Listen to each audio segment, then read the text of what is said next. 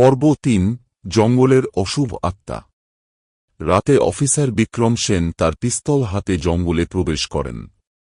জঙ্গলের ভেতরটা ছিল একেবারে নিস্তব্ধ, শুধু পাতা মচমচ করার শব্দ শোনা যাচ্ছিল।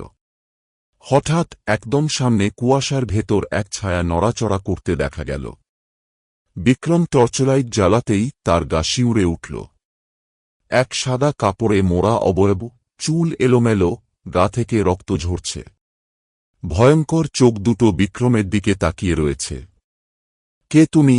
বিক্রম চিৎকার করে জিজ্ঞেস করলেন। সেই ছায়া ধীরে ধীরে এগিয়ে আসতে থাকল। আর তখনই বিক্রম শুনতে পেল এক মৃদু কান্নার শব্দ, যেন কেউ দুঃখে কাঁদছে। আমার প্রতিশোধ চাই। তারা আমাকে মেরেছিল, আমাকে বাঁচতে দেয়নি।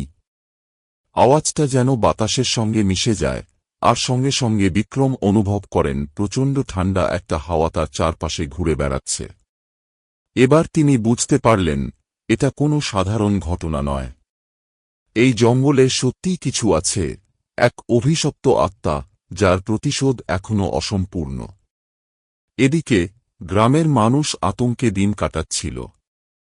একের পর এক খুন, অদ্ভুত ছায়া, গভীর রাতে শোনা কান্নার আওয়াজ, সব মিলিয়ে গ্রামটা একটা আতঙ্কের ঘর হয়ে উঠেছে।